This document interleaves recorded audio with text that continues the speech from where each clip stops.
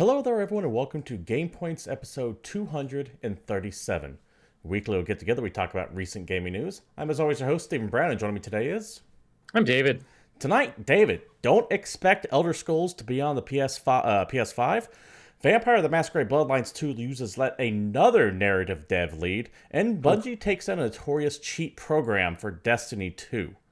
But before we get into any of that, I want everyone here to know that this is an audience interactive podcast. So if you're watching here live every Tuesday at 8 p.m. Pacific Standard Time over on Twitch TV /GamePoints, or later at YouTube.com/GamePointsPC, feel free to join in the conversation. I want you to give us your questions, comments, concerns, etc. Anything that you might have that is germane to the topics we talk about. I want to know what you guys out there think. King Zolan, thank you for showing up as always. Big supporter of the channel. I truly appreciate your presence here. David. Yes. I know that last week you fell heavy into that Baldur's Gate 3. I did. But quite a bit. There's another game that you've fallen heavily for as well. And I'm legitimately surprised to see you put this much time as you have into Hades. Yeah, I don't know. Well, I wanted to play it, right? I like Supergiant quite a lot. Yeah, they're an amazing studio. Their weakest game, Pyre, is still good. And I was excited about this game, but I kind of ignored it ever since it went early access. And I'm like, that's neat, but I don't want to play an early access Supergiant game. I just don't. I want to get the whole exactly how they wanted it to be package. So I finally got it, and I kind of tooled around with it a little bit. And then at some point, I actually just like went for a run, seriously, actually not just fiddling around with it. And I was just hooked. I'm doing it nonstop. Every free waking moment where I'm not like working or doing something else important, I'm just playing Hades. There's something about that game that just clicks with its gameplay, and that is what Supergiant does very well. Additionally, they have that narrative drip fed out at the perfect pace that you never feel bored. But the moment you start thinking, I want something new with the story, they give you something new with the story. Yeah, that game's great. Also, it's a roguelike that for me has replayability in that I'll play roguelike games, and then once I get a run or two done, I'm like, okay, cool, I'm done. I don't have any reason to play this. But they have, like you said, narrative hooks just drip feeded to you, so there's a reason to keep playing the game. Yeah, it is a great game in my opinion. I recommend you all take a look at it, especially if you like other Supergiant games. David? Dude, it might be sitting pretty near the top of my list for the year. Yeah, I think so too. When it comes that time. I think so too, when it comes that time. I want to update a story that we talked about last week. But first, introspect. Glad to see you in the channel. Good to see you again. Thank you for dropping by. I want to talk about Avengers, Marvel's Avengers, as we called a Marvel's Anthem last week. I want to mention a couple things about it because we talked about so much last week. We had a couple updates happen over the week. One, it was the MPD numbers for September came out. The MPD is like the marketing numbers that show the ranking of game sales. Much like Anthem before it, I think Anthem was at least, in September, Avengers was the top selling game for that month and the second highest for any superhero game in US history, trailing over Marvel's Spider-Man.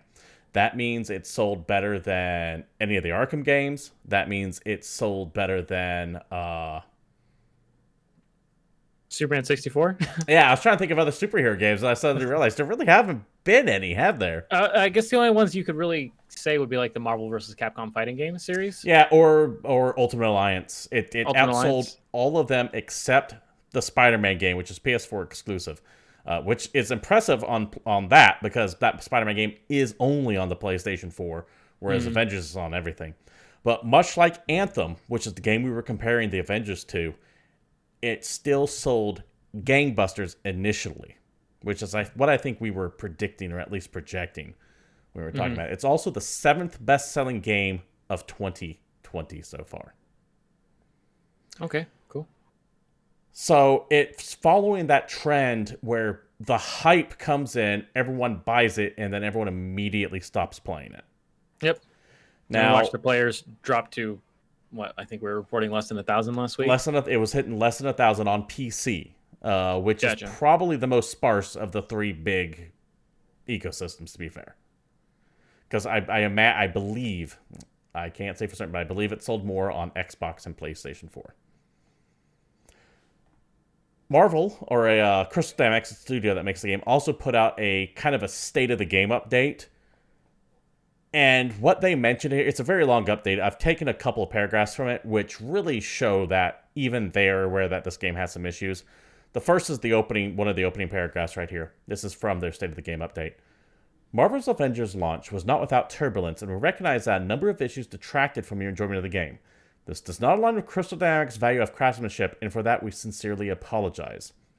Moving forward, we tend to have a fixed, predictable patching cycle to ensure that all new content meets both our and your high standards and has time for extensive internal testing. We know fans are hungry for new content, but delivering a fun experience is our priority. With this in mind, we've decided to push Kate Bishop's operation back a bit out of October.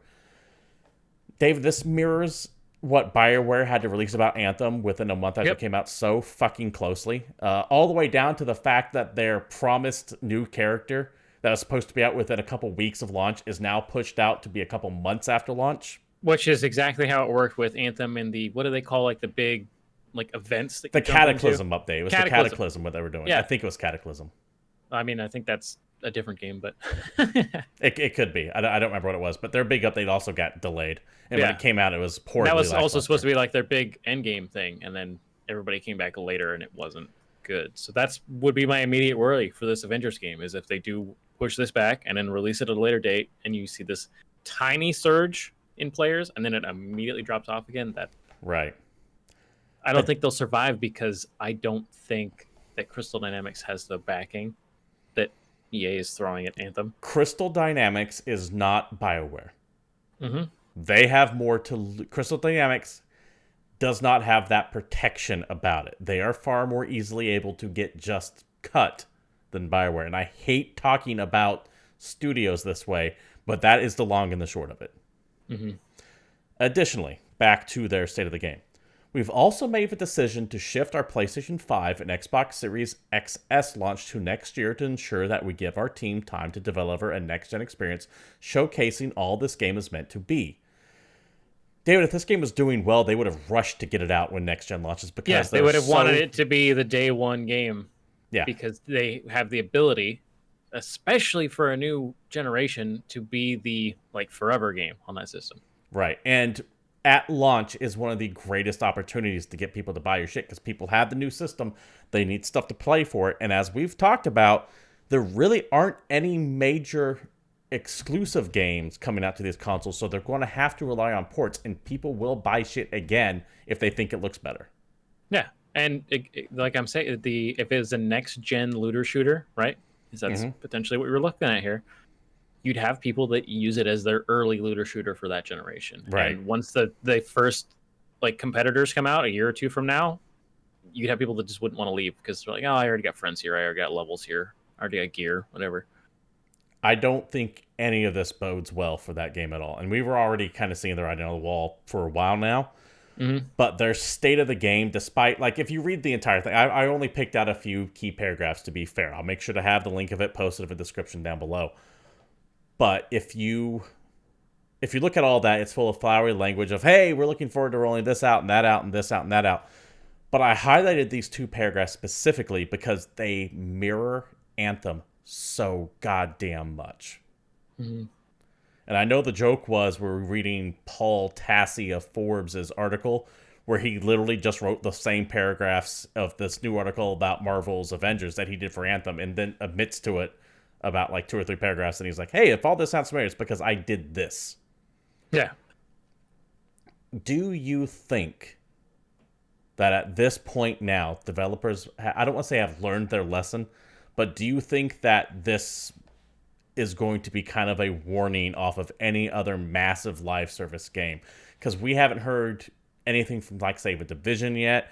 Borderlands 3 is still cranking out DLC, but I think they're starting to wrap down with their stuff as well. And I'm not hearing about anything following this model on the horizon. I don't know. There's always going to be someone that's going to take a chance, but I agree that it might not be as saturated as it is right now. Yeah, I agree so as well. JS1s, by the way, welcome, chat. I haven't seen you in a while, too. Good to see you coming back in, too. It's good to see all the old hands coming back. I like it. I like it a lot.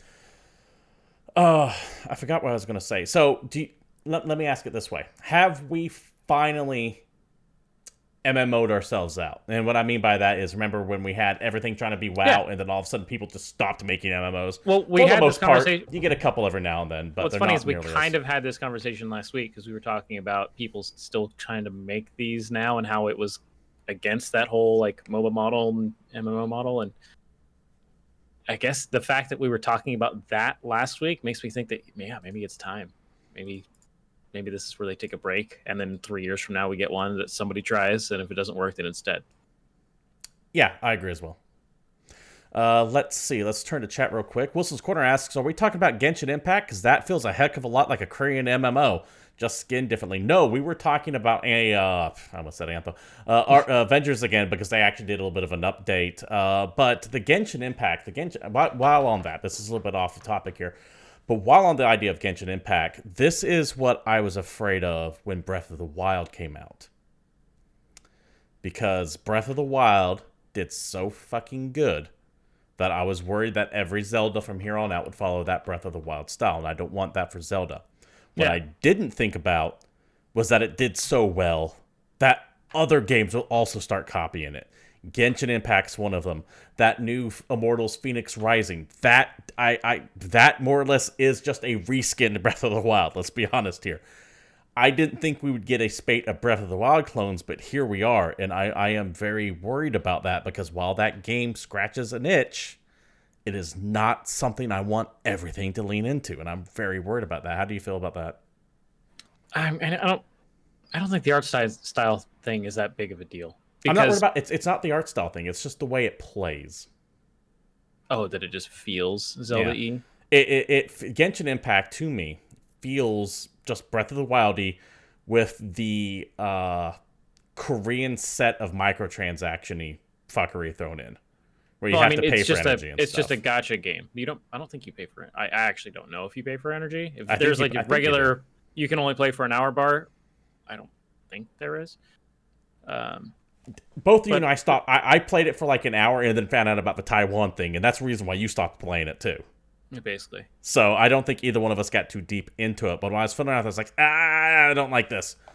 Yeah, so it was just the straight gameplay that bugged you. Because I always thought that the visual comparisons, like I understand the set pieces and the way the enemies are laid out, look very Breath of the Wild-y. But to me, I'm just like, this looks like literally every anime game when we talk about OLOs that come out. Fair enough. Like the new Naruto punchy third-person game. Not the story-driven games, but just that one Bandai Namco fighting game. You know what I'm talking about? Christ. I do, and I can't think of it. Chat's asking what Taiwan thing. Wilson's Corner, this actually might affect you specific too if you're playing it. Genshin Impact censors the words like Taiwan, Free Hong Kong, and all that stuff.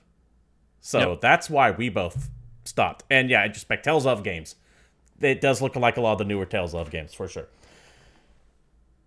Let's go ahead and wrap this up and get back on track. This was originally meant to be just a quick update. Like, hey, this is what's going on, and we kind of went off on our whole thing on here. So let's go ahead and move on to the next topic here. Okay. Do you want to lead this one, or do you want me to do it? I can go for it. So, something that we've learned from Eurogamer, which then links a Kotaku interview. Bethesda games don't have to launch on PlayStation for Microsoft's $7.5 billion deal to pay off. Xbox boss insists. Phil Spencer was in the interview with Kotaku, asked whether or not it was possible to recoup the $7.5 billion purchase of Bethesda if Microsoft doesn't sell The Elder Scrolls 6 on PlayStation consoles. Yes, Spencer replied, before saying Microsoft doesn't have to ship Bethesda games on any platform other than the platforms that we support in order to make the deal work. In other words, for those who can't read between the lines, do not expect anything that hasn't already been announced on PlayStation 5 or PlayStation 4 to show up on PlayStation 4 or 5 when it comes to Bethesda games. So that means no Elder Scrolls 6 on PlayStation 5, no Starfield on PlayStation 5, no Doom 3 on PlayStation 5, no new Wolfenstein on PlayStation 5. If it does come to those consoles, it'll be a timed exclusive. In my opinion. It really feels that way. If they're this confident on, but the way it reads, it's like he's trying so hard not to say it, and it made me laugh a little. But he doesn't want to admit it right now because we could admit this at a later date, like right when our systems come out to get more people to buy them. even though right now would be the time Well, to brag it'll about piss people off. Like, It'll that's piss true. people off if he says it right now, right before the consoles launch. And you don't want to blow goodwill right now because Microsoft kind of has some goodwill going on for it. Yeah, It's kind they're of the underdog that everybody's in love with right yeah, now. which is weird to say because neither Very one of these strange. companies are actually underdogs. No. So his full reply to kind of touch into what you were hinting at, the way he's wording it, is as follows. This deal was not done to take games away from another player base like that. Nowhere of a documentation that we put together was, how do we keep other players from playing these games? We want more people to be able to play games, not fewer people to go out and play games. But I'll also say in the model, I'm just answering directly the question that you had. See, do you hear how he's like dancing around? He's trying to be like, so it's like, he's trying to be specific to the point of being ambiguous. I know that sounds weird, but you get what I'm saying. I get exactly what you're saying. That's funny. When I think about where people are going to be playing and the numbers of devices that we had, and we have xCloud and PC and Game Pass and our console base, I don't have to go ship those games on any other platform other than the platforms that we mean support in order to make this deal work, whatever that means. So he's like, we can make our money back if we just keep it on our own consoles to exactly address what your question was. And then he starts off by saying, well, it's not meant to take games away from other players. It's like, if you weren't going to do that, you could just come out and say, no, don't worry, it'll be on the other consoles. Yeah. He is being exact to the point of ludicrousness. Whereas here's the thing. By not admitting it, then he is potentially taking games away from other players. Whereas if he said, hey, by the way, Bethesda games, exclusive to the next generation Xbox. They're going to be. You don't buy... But I'm just saying, if they do it later, then people are going to complain. They'll complain either way. But if they mic dropped it right now, then potentially you get a bunch of people that weren't thinking about getting an Xbox buying an Xbox. I don't think doing it right now is a good idea, though, because you'll have every story between now and the Xbox launch... It's going to be how every single game's exclusive will be dominated by what's considered bad press. What you do is you let this marinate for a little bit, and then when you actually show the next trailer for whatever the Elder Scrolls or Starfield is, whatever it is. Like the most ridiculous hypey trailer of all time, and then you drop that at the end. Yeah, and then you'll only see, they won't even say exclusive to console. All you'll see is like the Microsoft logo at the bottom. Oh yeah, because they don't have to put any other logos. Yep, and they won't ever outright say it until asked about it in an interview. Because what happens is the trailer drops, everyone sees it, and they see right in front of them branded Xbox, but no PlayStation or Nintendo branding or anything like that. As PC players, we don't fucking care. We're getting it on PC because he straight up said that. And he more or less said we have xCloud and PC and Games Pass and our console base, so we're fine. Yeah. We're good. But they dropped this trailer. It'll have the Xbox logo, the Windows logo, whatever else they might have. And they won't have the PlayStation logo on there. So they're telling you by not telling you what's on there. But by then, the trailer's out. The hype's out. And then during the storm of hype, you'll have the one interview that asks directly about it. But that gets lost. So they gain nothing by saying outright, Bethesda games are going to be Microsoft exclusive. But they gain everything by just waiting. Because the news has to drop eventually, and the best time to drop it is when you have a hype trailer. Yeah, I guess that makes sense. I'm annoyed by it, but like you said, it literally doesn't matter to us. So you don't spend $7.5 billion on something not to put it on your opponent's system. The only time that ever happened is when Microsoft bought Mojang. Oh yeah, but Minecraft was already established on PlayStation. You would legitimately have a right if you went, okay, no one gets to play this on PlayStation. They went the other way and just put it literally everywhere. Yeah, that was already established on other systems though, so it would be a little bit harder to justify that. Introspect in chat says he loves the Xbox ecosystem. I like what they're doing with it. I like this whole idea that Microsoft seems to be big on cross-play and save transfers. And if you get it on Xbox, you can play it on PC and vice versa. I like what they're setting up. They're definitely more open about it than Sony is. But remember, this was also the Xbox that was trying... This is also the company that's trying to get everyone to buy their shit on Windows 7. And doing some really underhanded shit to make you do it. I still don't like anything that's on the Windows Store. Yeah, the Windows Store is kind of garbage too. Excuse me. Get the hiccups. But Microsoft they're singing the right tune, but I don't quite trust them, as you shouldn't. No one should trust any major company. They should understand that it is a transaction. It is not a friendship. It is not a partnership. Wilson's Corner brings up a good thing too. Remember the always on DRM, the always on Night Vision Connect. Microsoft has its fair share of nightmare stories, so let's not blowjob them too hard right now. Sounds good to me. I'll happily pass on that. While on the topic of Microsoft, David, one of the reoccurring themes of this channel has been the slow spiral death of GameStop. Yeah. And it's only been a theme because of how often it's reported, and which leads to how often we report it. Right? Mm-hmm. Yeah, it's not like I go out of my way to hammer this company. But if there's a billboard that you drive by and it has like a GameSpot logo and says, "Numbers bad. Our numbers are still bad." Like, and I actually have positive memories of GameStop. I worked for GameStop for a couple years. I had a fun time working there. I used to love doing midnight launches. It sucks to see this company going away, but there might be a life preserver being tossed out by Microsoft, of all people. Yeah, this was the strange thing to me. Yeah, this article is via GamesIndustry.biz. Details have emerged about a partnership between Microsoft and GameStop that will see the retailer receive a share of all digital revenues generated by consoles sold in their stores. The agreement had been rumored, but investment advisor Domo Capital Management claimed via Twitter that had received confirmation from GameStop. The chain will get a share of all downstream revenue for customers it brings into the Xbox ecosystem this generation. Essentially, if a customer has purchased their Xbox Series X or S from any GameStop branch, the retailer will get a share of each digital purchase the user makes, whether it's the full game download or downloadable content. Domo even claims this applies when the DLC is being purchased for a physical base game that was bought at another retailer, providing the DLC is being bought from the Xbox store. Okay, hold on really quick. Okay. Because we can't keep talking about this so much without me asking, is the price of all the DLC content on your store-bought Xbox going to be more expensive than everybody else's? I don't think so. Or they're just taking a loss on everything the GameSpot? Like, I think Microsoft is... I'm trying to imagine how this benefits them. I can't figure it out. Well, a couple of reasons. One, Microsoft is, as we have seen, is very hell-bent on winning this next generation.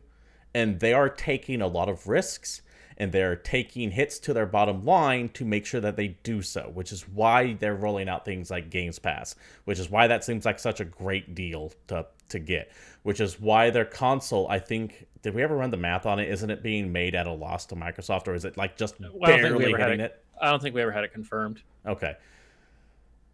This follows into all the other stuff that Microsoft has been doing, where they're just like, hey, GameStop, we want more places to sell our boxes. If we're the only people that end, you're it. Now, from the GameSpot perspective, if they have a choice between pitching an Xbox and a PlayStation, and PlayStation doesn't make a similar deal, who do you think they're going to pitch to? Yeah, that's fair. Additionally... Oh, man, I feel bad almost for GameStop employees that are going to have, like, Xbox quotas for the month. Additionally, GameStop is looking for a buyer. Mm-hmm. We've known about that. What was that? We've known about that, right? Yes. Yeah. This is where it's going to get to my theory what's going on here. Earlier in the month, GameStop announced a multi-year strategic partnership with Microsoft, which goes beyond just this stuff. They're going to be going things with like back-end services, cloud-based business applications, etc., to help run the stores. So they're teaming up with Microsoft to get a bunch of Microsoft shit into their stores to help them run their stores. I think Microsoft might be thinking about buying GameStop. I mean, I guess it's just so weird. It's because it's so cheap and they have the opportunity to turn all the GameStops into a Microsoft shop. Yeah. I mean, it wouldn't just be Microsoft shop, right? They would still sell Sony and Nintendo stuff in there and all the Hot Topic shit they have in there. But what they could do is, rather than... You know how Sony was doing like their PlayStation 5, their PlayStation conferences, the PlayStation Experience? Yeah. What if Microsoft just went, hey, We have 6,000 plus stores across the United States. We're going to demo Halo 6 2 weeks early at all of them. Okay, yeah, that's a pretty strong play. So, and while you're here, why don't you buy all this extra stuff? We don't care if it's PlayStation, we get a cut of it. So it's a way for Microsoft to still make money on PlayStation sales. So funny. It's about hedging your bets. Do you see what I'm saying here? I get it. It's just so ridiculous to me. It's actually kind of hilarious. I would not be surprised if Microsoft was looking to buy GameStop, or at least heavily invest in them. Mm-hmm. And people can scream conflict of interest all they want to, but it's not like it's a news outlet. It's not like you see what I'm saying? They could just go, yeah, we buy it. Here we go.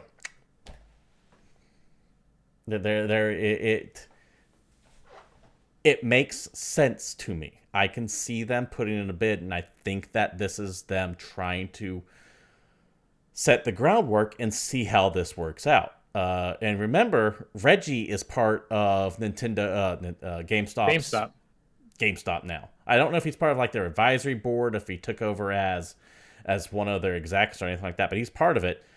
He knows like Phil Spencer and who's the PlayStation guy? It's not Shuei Yoshida anymore. Andrew House? Is it? Jim Ryan. He knows these people on a personal level, so he can make these deals happen. Nintendo wouldn't necessarily be keen to this idea because Nintendo at its heart is still very much a Japanese-focused company. Mm-hmm. So they would be more into whatever Japanese game stores are there. Microsoft isn't. Microsoft would be all for this kind of thing. I know this is a wild conspiracy theory. I know that I don't really have anything to back this up, but I'm telling you, I think Microsoft is really looking into buying GameStop, and I wouldn't be surprised if you heard some kind of purchase agreement happen around, let's say June of next year, at the start/end of the second quarter. Okay. Just something to look out for. And if it happens, I want all of you people watching this to say that I said it first. Well, good thing I don't actually watch this. Yeah, no one actually pays attention. David, I'm going to have you talk about this because as we have established, you are more the hardware guy than I am. Oh, that's the only reason? Okay. I just think this is a funny I told you so-y moment, though everybody knew this was going to happen. Anyway, Facebook's account verification leaves some Quest 2 buyers with a paperweight. This is from Upload VR. Now, this is not directly a problem of the Facebook accounts that you have to have in order to use an Oculus Quest 2. This is instead something a little different because it's the Facebook account itself basically banning you for having a fake account. Yeah, Facebook's gone real hard into their real ID thing. So if you fake anything, and we warned people about this, if you fake anything, Facebook just bans your IP, I think. I don't know what they do, but they know. It's basically they immediately want you to link your real, actual person Facebook account.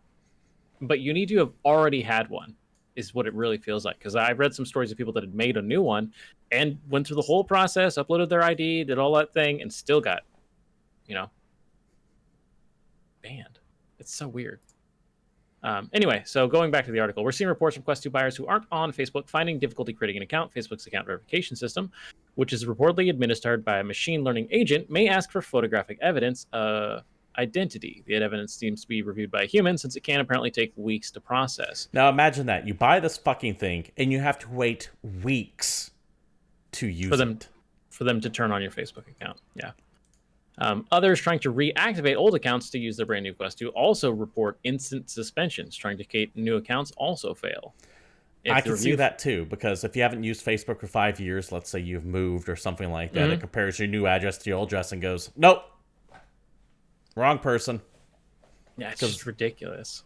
They refuse to tell these companies, these big tech companies like Twitter, Facebook, Instagram, etc., refuse to tell anyone how their machine learning algorithms work. Well, basically, I get why. basically just takes all of your data and learns all of your preferences. And if at any point those things change, then it thinks you're an imposter. Right. I get why they don't necessarily tell people the specifics of it, but if we don't know the specifics of it, we don't know what we need to fix to keep this shit from happening. Yeah. Keep going. If the review fails or your account suspended, there appears to be no recourse for appeal. And the hilarious part, in an emailed statement, a Facebook spokesperson said Quest 2 customers should contact Oculus customer support to work through the issues, even though the problems are because your Facebook account was banned. I hate this so much. Now, I know a couple of viewers who have the Quest, and I hope it's working out very well for them. But this shit is why the Oculus Quest was just, when I was thinking of getting a PC headset, as cool as I like having the wireless thing, this is an immediate non-starter to me. Yeah, because I wanted a Quest, so I was excited about the prospect of a Quest 2. Mm-hmm. Same here. And then we talked about this news drop, and we're like, we're not touching that. I don't want to deal with that. No way, no. I don't want No targeted way, no ads in my whatsoever. head. And I know they're not doing it anytime soon, but just this is how we get there. Let's see. Wilson Corner Chat says, I mean, you aren't the customer, so really they don't care about you. Like, do battery farmers care about their chickens? I get it. I get where you're coming from. We're not this thing's target audience, so they're not going to care about us. But goddamn, there's still something fucked up here. If any of you at home have an Oculus Quest, or a Quest 2 specifically, let me know if you've run into this problem and how intrusive the Facebook part of it is. If you already had a Facebook account and had to hook it up, or if you didn't have one and then have to have created one, I want to know what the exact process of this thing is. So please let us know in the comments down below. David? Yes. I really liked Vampire the Masquerade Bloodlines when it first came out. It was from Trokia Studios. Mm-hmm. It was an amazing but extremely buggy and flawed game. So when they announced that the second one was coming, I was like all in on it. You were really excited, I remember. Yeah. In the past few months, the development of this game has just seemed like a living hell, with multiple leads getting fired from it. Which brings us to this article from PC Gamer. Bloodline 2 senior narrative designer Cara Ellison has also left the project, which I believe, by my count, has brought up to 3 or 4 major devs leaving the development of this game within a month. Yeah. At least all senior level. Yeah. Who knows how many on lower levels. Mm-hmm. From the PC Gamer article. In 2 months, I should say. In August, Vampire the Masquerade Bloodlines 2 developers Hardsuit Labs announced that it had parted ways with both lead writer Brian Bitsoda and creative director Kai Clunny. The reasons for this release weren't given, but Mitsoda suggested that it wasn't a happy split, saying that he was unaware of any problems and his firing came as a complete surprise. Monday, publisher Paradox Interactive confirmed that senior narrative designer Cara Ellison has also left the project and is no longer with developer Hardsuit Labs. Rumors about Ellison's departure began to swirl after fans noticed she'd removed references to the project from her Twitter profile. We can confirm that Cara Ellison has decided to leave Hardsuit Labs and is no longer working on Vampire the Masquerade Bloodlines 2, a Paradox spokesperson said. Cara brought fresh ideas to the project, and many of her contributions will be present in the game launching next year.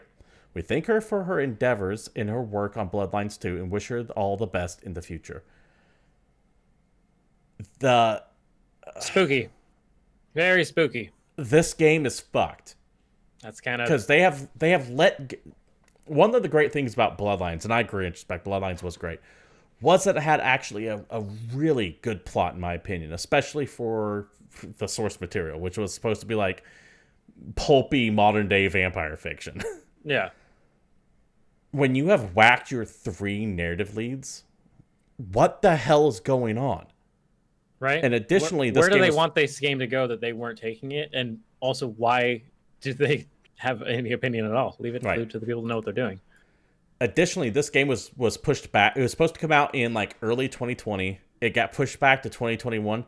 This game ain't seeing the light of day until 2022 or 2023 even. This has all the makings of Paradox, who did recently buy Hardsuit Labs, I believe, coming in and going, we wanted to redo this from the ground up. I'm willing to bet that's probably what happened. But once again, I have no like external knowledge. That's just my take on it. That's what happens when mergers happens. That's what happens when companies get bought out. You have the new owners look at all the projects and go, this needs to change. We need to do this differently. Get rid of these people. Make this different. That's just the rigmarole that happens when a buyout occurs. Mm-hmm. This game is now in Dying Light 2 territory for me, where I would love to play it one day, but I don't expect to see either one of those two games anytime soon. Ouch. Yeah, that sucks. Do you have anything you want to add on this? I know Bloodlines wasn't your jam. I know that this is more I didn't really play it. than I just remember you being super, super excited about it. So I kind of looked at it a little and still went, it's not really for me. But it still sucks to hear projects just getting flamed up like this. Like you don't want this to happen. Even if it's not a game I play, I want every game to be good for the people that like it. What annoys me the most is the fact that it's that whole corporate speak thing that I hate. Mm-hmm. Where the corporation's like, oh yeah, we parted ways and we wish her the best of luck and blah, blah, blah, blah. But the people who left or got fired are like, no, that is not fucking how it went down. This shit is horrible. It's that whole being lied to thing. It's like, just say, hey, we had differences in where we wanted this game to go. You can still frame it nicely, but just be upfront about it. It's when they're not upfront about it that just always sticks in my craw. Moving on. Let us know, by the way, what you guys think about the Bloodlines 2 stuff down below. I know that Cara Ellison was somewhat of a divisive figure amongst the Vampire the Masquerade community. Same with Bethesda, same with Clooney. I know that they had their detractors. I want to know what both the supporters and the detractors think about this move. If it's good, if it's bad, what you guys think. Let me know. David? Yes. Take us down to this one that puts a smile on my face. I was going to say, I almost had a segue until you just kept adding on to the end of that. I know. Even when I have one ready, that we still can't get them. Anyway, a perfect game cheat for Destiny 2 was taken down. A claim has been made by Bungie Incorporated, suggesting that this product violates the game's license agreement. Furthermore, a demand was made that we cease and desist from selling this product. I'm sorry.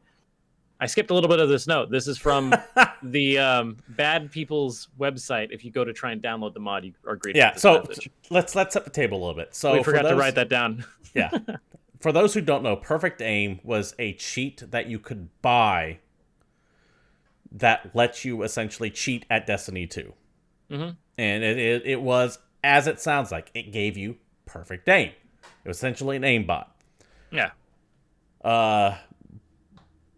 Bungie, DMC, it cease and desisted their ass, and they put up the following statement. There we go. Now, back to what I was saying. Man, anyway. So they put up this note, says that they were given a cease and desist, say that they've decided to comply with the demand, and we're sorry for any inconvenience, and you can't download this cheat anymore, or you can't pay us money for this cheat anymore. My favorite part is like, we won't comment on whether these claims are justified or not, but we have decided to comply with this demand regardless, aka they know they don't have a fucking leg to stand on. Yeah. Turns out making cheats for video games is not something you're supposed to do. Yeah. That's super weird. Apparently this was such a huge problem on PC that players were no longer playing for Trials of Osiris. Trials of Osiris is their, like, quasi-weekly competitive. You get, like, 3 chances to win 7 matches. That was so tainted with this aimbot that people were actively just no longer playing it anymore. It's just crazy. So everyone's wondering what the rankings are going to look like the next time the Trials of Osiris are released, because they're going to be curious to see if all the leaderboards are going to shift around or not. Oh, yeah. David, cheaters fucking suck. That's true. Additionally, there's an extra level of patheticness added to it when you pay for a cheat. Yeah, right? Make your own cheats. Like, part of me can at least understand the troll who goes, I'm just going to fuck with people. At least I can. But these are people that are habitually cheating for stats. Yeah, I don't get why you're cheating for stats, because the point of stats is to show how good you are, not that. Oh, then you hit it. See, they can show how good they are by pointing it out. But look, everybody, I'm amazing. But we can see this now. Everyone's on Twitch. We can see the people doing it. Do you see the insanity? It's like the illusion doesn't work when you see the man behind the curtain pulling the strings behind the giant green talking head. We know it's there. We can see it. We have video of it. I don't get. I get people cheating to fuck with people. I at least understand. I don't get people who would pay for this shit. It's not you. It's not me. But there's people that do it because there's companies that make a living and are big enough to get a DMCA or a cease and desist from Bungie. It's got to be at least that many people. Either way, I'm glad to see these fuckers like yeeted off. I don't know if it just prevents them from selling it, and Bungie might have something that can detect. Because remember, Bungie's on the verge of releasing their big Destiny 2 expansion, and from what I understand, it's going to force you to actually reinstall the entire game. That's how they're going to make it smaller. Because one of the things with their expansion is they're going to be gating off certain content, old legacy content, which is going to reduce the file size. But to make that work, you essentially have to kind of reinstall the entire game over again. I wonder if this is a preemptive part of doing this and then putting in some kind of like new anti-cheat device that's going to purge everyone who might have this bot. I mean, maybe there's a lot of people in Destiny that want anti-cheats, though. The timing makes sense. I've wanted it for a long time. I think that the funniest part to me is in the original article, they talk about the fact that the website gives you this block notice for specifically downloading this one Destiny 2 mod, but there are other pay-to-win cheats available on their website still. Not like, Destiny 2, though. Not Destiny 2, but how are those other ones there? If Destiny's saying, hey, you guys can't do this, and everyone's reading these articles, how are they not getting 1 million C&Ds right now? Lack of interest, maybe not enough people focused on it. Because at the end of the day, you have to have the will in the legal team to be able to pursue this to the nth degree. Gotcha. Because if you send out a C&D, let's say GamePoint Studios makes a game and sends out a C&D to these guys. They say, fuck it, we don't care. We're going to keep selling the cheat to GamePoint Saves the World or whatever game we might have made. And if we don't follow up that legal threat, then what's going to happen? A C&D means nothing if you don't have anything legal to back it up with. If you don't have the legal team and the means to back it up. That's fair. David, I want to go ahead and hard shift to this next thing right here because this actually really pissed me off as I heard about it. And because I knew it was going to. I was excited about this, and I was like, oh, cool. And then it just got tainted when I read the testimony about Bethesda. So, over the weekend, Sega had a big sale on Steam to celebrate what I believe was their 60th anniversary. They put some free stuff out, and they put one of the things that I saw that I was like, oh, that's cool, is that they released something called Golden Axed. Now, Golden Axed was a idea they had to revive Golden Axe, but it never got off the ground. So what they did was they took like the elevator vertical slice pitch that was making its way behind the scenes to kind of give the producers an idea of, hey, this is what we're looking to make. It didn't go anywhere, but they decided to take that demo gameplay and put it out for free on Steam for like 24 hours. And I was like, awesome. It's Golden Axe, but a potential look at what could have been Golden Axe. I love Golden Axe. It was a beat 'em up. You take a sword, you take a golden axe, and you beat the shit out of fantasy creatures. I was always a fan of that series. While walking to the right. Always walking to the right, sometimes up and down. Yeah, occasionally. The original description of this was as follows on the Steam page. It has actually since been changed a little bit. Publisher Sega and developer The Eccentric Ape will release Golden Axed, a single-stage vertical slice of a canceled Golden Age reboot in development at the beginning of the decade, for PC via Steam on October 18th as part of Sega's 60th anniversary. It will only be available for 24 hours. This I thought was really cool because rare do I see a company go, hey, here's some unreleased shit. Yeah. This is very early work. And we're giving it to you anyway. It's never coming out. This is just an idea that we had. We never toyed around with it. Or we toyed around with it. It didn't work. And I was like, that's cool, Sega. Because one of the things that I wanted to hear, I keep harping on, is more open transparency from these companies. Yeah. Just tell me that. Like that's why I liked when Arcane... God damn it. What was it? I have no idea. There was a game that I was looking forward to that they just said, hey, this isn't working the way we want it to. StarCraft Ghost. When StarCraft Ghost got axed, Blizzard openly said, this wasn't meeting our standards, so we just canceled it. Cool. Don't spin it. Don't try to make it better than this. Just say, this didn't meet our standards. We axed it. Same here. I like the transparency. And then, this tweet thread came out from one of the developers. His name is Tim Dawson. And I'm going to read this verbatim. It might take a little bit. But it shows how fucked up some of this behind-the-scenes stuff goes. And all of my excitement for this Golden Axe thing went away. This is from the Twitter account of Tim Dawson, at Ironic Account, ironically. Woke up to the surprising news that Sega's releasing Golden Axe prototype I coded in 2012 under crunch conditions. At least I'm not alone. This appears to be a surprise to everyone I know who actually worked on it. This project was my personal nexus of nightmare hours, inept management, in industry realizations and heroics achieved with a small team under unreasonable conditions. So it's an odd feeling to see it surfaced 8 years later without context, credits, and with a joke title sequence. I did not know they did not credit the people who worked on this, which is already fucked up to begin with. Right? It exists because Sanatana Mishra and I had delivered the Castle of Illusion prototype that was maintaining the studio. A producer we trusted asked us if we could make a polished gameplay prototype for an internal Golden Axe pitch in about 2 weeks to land a second project. We agreed because we were assured management wanted us to develop it our way, but did a mandate that it would be darker, bloodier Golden Axe with splatter and decapitations and a 2-button combat. So we tried to combine all of that with the spirit of the original game. Essentially a reboot. Yeah. This would have been a difficult line to walk at any time, but we had 2 weeks and no time to iterate. So we made do. We just really attacked the design knowing we wouldn't be able to course correct much, but luckily we had a talented team of artists, animators, and sound designers.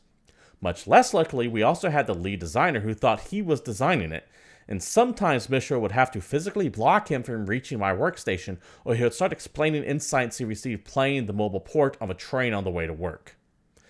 The mobile port, of course, being kind of a disaster if you remember the Golden Axe mobile port came out. Mm-hmm. He took to inventing arbitrary challenges like management wants to see an attack animation playing in the game by the end of the day or they'll think the project is in trouble. While I was busy coding enemy AI and the soft lock combo system simultaneously. In other words, he was piling more shit on this guy when he was already doing other jobs. A week or so in, lead campaigned for the branching prototype and making a Streets of Rage pitch concurrently because to him they were the same game. It took me sending a 2 a.m. email to the studio head and a let's go for a coffee and chat the next morning to get that stopped. In other words, it's like, hey, while you're busting your ass on 2 weeks working on this, let's do Streets of Rage too. It's the exact same thing. Fuck. It ain't. But the biggest gut punch came in a week and a half in. Combat was working, and it was all on track. I was caught for a meeting in the big room, so I put together the latest build on the network and went to see what's up. All of management was sitting around the big table, and I showed the game. There were gray faces. There was a pause. Where's the wow factor? Someone asked. The lead designer once again complained it wasn't a God of War-like 3D brawler like he wanted. Okay, stop. That's not what he fucking asked for. No, sounded like they wanted a Golden Axe reboot. Have they seen Golden Axe before? Someone said maybe it had been better to have made a pre-rendered video where a barbarian fought a monster. I thought it's not a game. Wanted a video game. I experienced a moment of clarity. Either they couldn't see what was in front of them, or they wanted me to feel bad because it's the only way they knew how to manage. I was the guy who makes the playable prototypes. I had over-delivered, and if they didn't want that, they screwed up. I had been working 14-hour days, but I went home on time that day. I lay in my bed staring at the ceiling. They didn't want it. They wanted something else entirely. I came to my conclusion. They didn't matter. I would continue doing exactly what I intended to do and try to deliver what Mishra and I had been planning at the beginning, and so I did. Effects and polish were added, more sounds implemented, combat timing sped up, and input windows widened to make the combos executive friendly. The finished build was revealed. The same management team that negged me earlier lined up to tell me how good it was now. And as an aside, it sounds like he didn't do anything different. He just kept making the game that they said they didn't want. And he's like, fuck that, I'm just going to keep doing it. And then they're like, oh, it feels great. It's like, what the fuck? Back to this guy. I felt dead inside. Not just because of a couple of long 7-day work weeks and the start of RSI in my right arm that would go on to jeopardize development of Android Cactus, which is another game he made, but because I had no trust left in the people who ran things. From the Steam page, quote, Golden Axe may be janky, buggy, and an artifact of its time, but it offers unique glimpse into the prospect of project that could have been, end quote. Go fuck yourself, parasites. So this dude busted his ass to deliver exactly what they wanted. When they saw it, they said, "Why is it not God of War? You should have just made a pre-rendered trailer." He said, "Fuck that, I'm going to finish making it," made this demo, and they went, "Oh, this looks amazing." Not changing anything.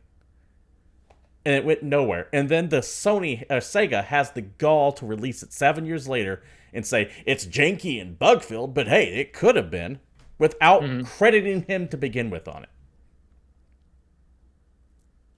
It's a little ridiculous. Up. David. Fucked up. Mm-hmm. There's nothing really to add about this. There's nothing to really even talk about.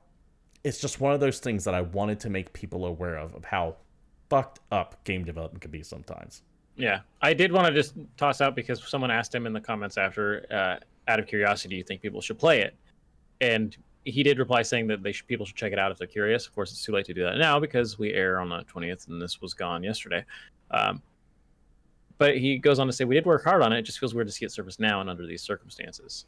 So it's not that he's against somebody playing it. He's like just against the way it happened, which makes sense. My biggest problem with it all is still that they went uncredited. If we're to believe that's his ridiculous. Because I did not look. I played around with it a little bit and went, "Oh, okay, cool," and then immediately installed it because I wasn't going to finish it. Yeah. But the fact that he went uncredited is what really bothers me, because I'm a big fan of people getting credit for their work.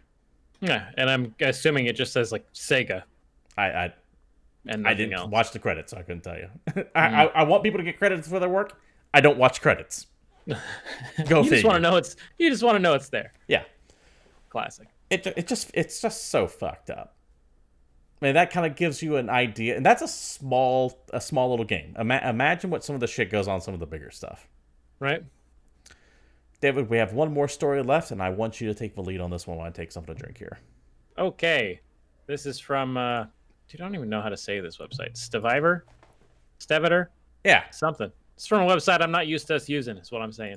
NBA 2K21 inserts unskippable ads into pre-game loading screens. Oh yeah, the future is here, everybody. 2K has added unskippable ads in NBA 2K21 pre-game loading screens, Stevivor has today confirmed. Acting on a tip from a reader, they've cited and recorded ads for the Oculus Quest 2 that now appear inside the PS4, Xbox One, and Windows PC versions of the game. They're unskippable, attached to a pre-game video called My Team Season 2 Episode 7 that's auto-started in a loading screen that takes longer than the ad runs, even on a PC running from an SSD. I have seen these videos. It literally makes you sit there and watch like this 15-second like quick little ad, and then it goes into the game. Yeah. They have a link to the video and shows that the ad runs in full on before a user can hit a button to continue. We've not recorded the experience on PC. We've not recorded the experience on PC. We've cited that the experience is the same. So no matter where you're playing it, you're getting these 15-second ads in your 17-second loading screen, or however long it is. This is the end. This is just the end game of gaming right here, where you're gonna have to, like, every time you imagine loading up a match of Fortnite or Apex Legends or something, and you're forced to sit down and watch like a 20-second video as you're waiting to drop. This is insane. This is the end of everything, and it's not just that they're playing a commercial in front of like a mobile phone, like spend all your money game, free to play game. This is. People pay $60 for this shit. Isn't this game supposed to be $70 on next-gen systems? And you're going to make me watch fucking commercials? Are you kidding me? Furthermore, EA knows this pissed people off. Back in September, EA drew ire for a similar move, adding in-game ads to UFC 4 in its replays. So much so that the publisher quickly removed them. Now they're just trying it again. And it's not that there's no ads in other video games, because I think it's funny that you see things like that have big tournaments like League of Legends and Rocket League, I both know, will have in-game ads, but for their own tournament that show up. And in some cases, like I think on League, you can even turn them off. Right. So in Wilson's Corner in chat says, the players are part to blame here. If you sit there and watch it, they'll keep doing it. Here's the thing. No, but we don't have any other cases of this. This is new. This is a new phenomenon. So we need everybody to turn this game in or throw it in the street and never play it, so their numbers go to 0. Right. So let's take the loot box example. The reason why loot boxes got so prevalent is because the gamers were kind of at fault with that. They kept buying it. They kept getting them over and over and over again. Kept spending money. And then eventually, those same gamers, the same players, went, fucking enough. Stop. But this is new. This is something that I haven't seen really prevalent yet, but it's starting to rear its ugly head in. So I can't necessarily blame the players for it just yet. Additionally, more nefariously, this shit's being added in like a month after that game's already been released.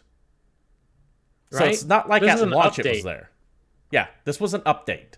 This is officially the worst expansion.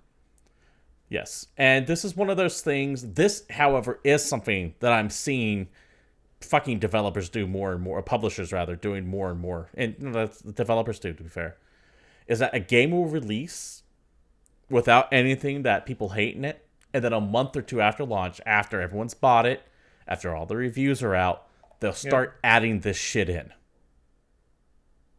I mean, I think we just talked about a decent-sized game that came out, and then they added like a battle pass or a season pass or some kind of loot system. There was something, and I damned if I can remember what, but it was similar to this. Like they hit it. Oh, it was I don't remember the game, but it was dealing with like in-game currency, where it didn't launch with the in-game currency, but it was after like a month or so when they're like, "Oh, we're adding in-game currency that you can buy with the real-world money." The fuck? Yeah. Introspect says at least mobile games have in-game ad disclaimers. You know, I don't even mind if it's a free-to-play game, because that's part of like the unspoken agreement with free-to-play. If something's free-to-play, you just expect them to have to make money somewhere, be it with ads or premium currency. This is a $60 game. This is a $70 game here soon. There comes a point where that shit's just unacceptable, and it needs to be called out. Yep. That time is now. David? Yes. I don't like this new future that we're heading into. I know. I hate it. I can't stand it. I do not like what video games can potentially turn into. And as such, I have to play everything that I can now before then is now. Okay. Does that make sense? Soon. Yeah. When is then now? New releases. Hopefully, none of this has that shit in there, but we'll see. Yeah, ideally. Well, first up on the list of games coming out this week is not a game, but an expansion to a game that I know you like. Doom Eternal gets its first campaign expansion called The Ancient Gods Part 1, releasing on PS4, Xbox One, and PC out this week. New missions, new locations, new enemies, more Doom Guy. I completely forgot this was coming out until the day it launched, which was today. Yep. And I'm sure you're excited to play that, right? I'll be playing that very soon. Yep. Also out this week, Amnesia Rebirth, PS4, PC, and Mac, a new descent into darkness from the creators of the iconic Amnesia series, which, if you've never played, I feel are right, proper spooky. They really do the atmosphere thing well. I will be playing this on stream sometime between now and Halloween. I don't know the exact date yet. That's as detailed as we get here, so you guys really hold your breath for that. It's funny. A harrowing journey through desperation or desolation and despair, exploring the limits of human resilience. Amnesia games are pretty spooky, so have fun. Yeah. A Hyper Brawl tournament hits PS4, Xbox One, Switch, and PC. This is a sports arena PvP game. I thought for sure this was going to be a weird Smash Brothers clone, but no, it's not anything like that. It's a third-person action PvP arena battler. So Smash Brawl, score your way to victory in relentless high adrenaline PvP arena battles, master the hyper curve, and channel the hyper force to become the greatest hero in the universe. It's a lot of exciting words, guys. But a lot of buzzwords thrown together. This looks like a multiplayer brawler, but kind of isometric. You guys can take a look. Scourge Bringer, Xbox One, Switch, and PC is a side-scrolling 2D roguelite with some pretty sweet sounding music and very much a Super Nintendo style aesthetic, 16-bit, right? That's the sweet spot. Fast-paced, free-moving roguelite platformer. Help Cara explore the unknown and slash her way through ancient machines, guarding the seal of her past and maybe the redemption of humanity. This game actually looks pretty rad. If I didn't actively have a roguelike that I was obsessed with. Its art style reminds me a lot of Children of Morta and Hyper Light Drifter. Yeah, it kind of has that vibe. Disc Room hits Switch and PC. This is a weird looking game, honestly. Are you ready to get sliced in half? The year is 2089, and a giant disk has appeared in orbit of Jupiter. Step into the oversized spacesuit of a brave scientist and explore this sprawling intergalactic slaughterhouse. This is a bullet hell game based around solving riddles and not getting sawed in half. That is the best way I can think. Just you move around, you don't attack, you try not to get chopped up, and you got to solve puzzles to get through this place. Published by Devolver, by the way, so there is published by Devolver, and it was also level of quality. It was also developed by 4 people, and I believe this is the first game because the trailer is literally the 4 of them talking about it, which is pretty neat. Goner 2 hit Switch and PEC this week. This is a indie action platformer, right? Goner, people played that. Pastel colors, running around doing adventures. Did you play Goner? No. I'm just talking. Okay. 2D action platformer. Yeah, no. Bright colors, 16-bit. No, nothing pretty about fun. Anyway, journey your way through deep, dark, chaotic places with unimaginable sparks of color as you go on a mission to help Death rid a mysterious presence from her lair. Crazy bosses, lose your head a lot in this messy, cute, fast-paced, procedurally generated platformer. So, there you go. All right. I think Goner was pretty cool, so you guys can look at that if you really want. Torchlight 3 came out last week on other things, but it is out on Switch this week. This is the third Torchlight game. It's a Diablo-like. Some people really, really, really like this game, and other people are saying that it's not as good as the second one. And that's all I know about it. That's a problem. I know it was. I know the first one was developed by ex-Diablo 2 guys. Mm-hmm. So I think some of them are still there. Same team for the third one. I don't know how it feels because originally they were kind of pitching it as like this weird MMO game, and I don't know if them shuttering that production and moving on to Torchlight 3 had any effect on it because they weren't building Torchlight 3 the whole time. Yeah, right. They kind of merged. They kind of salvaged what was there and turned it into something else. So it might feel disjointed. I have not played this. I played Torchlight Online back when they were trying to do that. Frontiers, I think. Yeah, Frontiers. Thank you. I played that for a little bit, and I was like, it's all right, but it wasn't quite quickly. I don't know how much of that all rightness carried over to Torchlight 3. So, yeah, which is upsetting because I actually really want to play that game, but we'll see. Macrotis? Macrotis? Macrotis? Is it Macrotis? Is that a real word? Cool. Macrotis: A Mother's Journey hits PS4, Xbox One this week. This is a 2.5D puzzle adventure game. You help Mother Bilby as she struggles underground to find her children in this magical indie 2.5D puzzle platformer game. Macrotis is a genus of desert-dwelling marsupial omnivores known as bilbies or rabbit bandicoots. They are members of the order of Permilomorpha. At the time of the European colonization of Australia, there were 2 species. Dang. Well, I was going to say this is a little puzzle adventure game that had very cutesy little protagonists. So take a guinea pig and put rabbit ears on it. And that's what I'm looking at here. Yeah, aesthetically it looks like a kind of a kid-friendly game, but I don't think it is because it looks like it's supposed to be a pretty tough puzzle platformer as well. There you go. Superland for PS4, Xbox One, and Switch comes out this week, which has the most ridiculous fucking tagline I've ever seen on a video game that I'd never heard of before. A mix between Portal, Zelda, and Metroid. Explore, solve puzzles, beat up monsters, and find secret upgrades and new abilities to help you reach new places. My fucking ass, it is anything like those 3 games. If you compare yourself to those 3 games, you better goddamn deliver. Right? You better be, because what's funny is looking at this game, I'm like, okay, that actually kind of could be an interesting little game. But you start with that line and you drop those 3 games in a row. Come on. I do enjoy the fact that in the Steam description, though, they listed the playtime. I don't know if you saw that. Oh, yeah, 12 to 25 hours. Oh, okay. So apparently its reviews are overwhelmingly positive. And that's this the thing, actually could be a really good game. That's what I was going to say, is the game, when I looked at it, it looked flippin' awesome. But that opening line to me was like such a huge, what are you guys doing? You can't say that. That's ridiculous. So, man, this does look good, actually. Right? It looks good, but I can't believe those 3 words together. So maybe you guys can look and see what we're seeing too. Transformers Battlegrounds hits PS4, Xbox One, Switch, and PC. Based on the style of game, I was way more excited about it until I saw it. It was a strategy, like real-time tactics game with Transformers. Is the way I heard the pitch. but it looks very, very kiddie in the art style, and even the combat doesn't seem to be that exciting looking. Maybe I'm wrong. Who knows? I just saw some trailers. I didn't actually play the game. Bumblebee and the Autobots have a new commander. It's you. Assemble your squad and roll out for battle against the Decepticons and team up in local multiplayer. I hope it's good. I want more good Transformers games. So do I. Ever since they pulled those other games out of existence. It's like Aliens. There's no reason why that property shouldn't be able to produce hit game after hit game. Yeah, there's two decent Transformers games, and you can't even get those anymore. We're pulled out of the ether. I don't know. Pumpkin Jack hits Xbox One, Switch, and PC. This is a third-person platformer action game. Pumpkin Jack is a spooky, scary 3D platformer where you embody Jack, the mythical pumpkin lord, diving into an epic adventure through otherworldly landscapes and help the evil annihilate the good.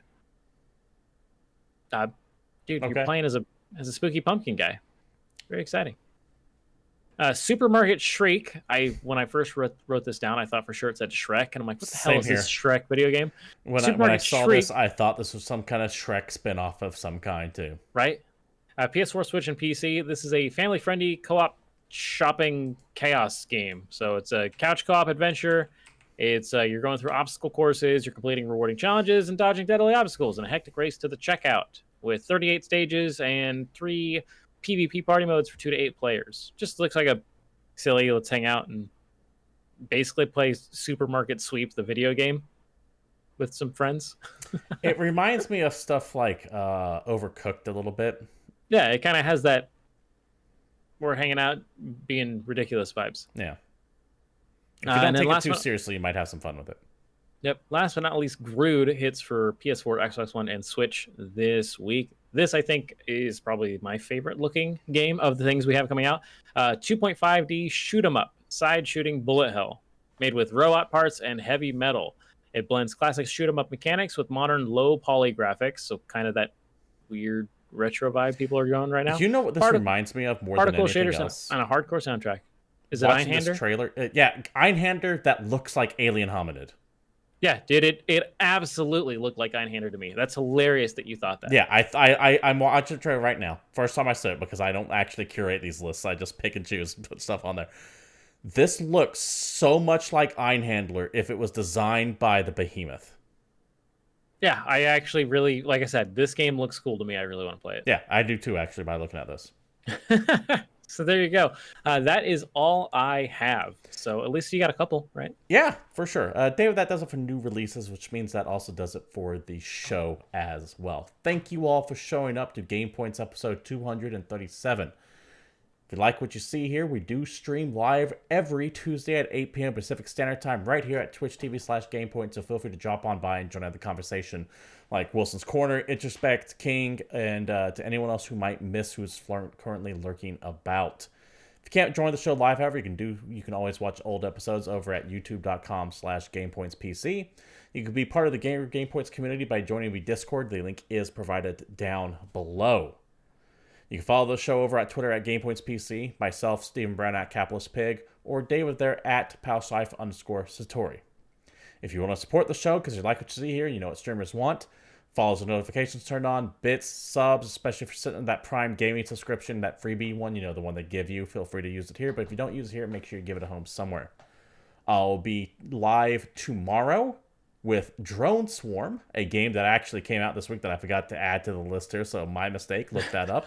Or tune in tomorrow at 1 p.m. Pacific Standard Time, take a look at that. There will be, of course, Amnesia happening sometime over this week or next as well. And more than likely, Little Hope, the next Dark Pictures game, which launches sometime next week. Thank you all for showing up. I do appreciate it. Until next time, stay safe, and we're out of here.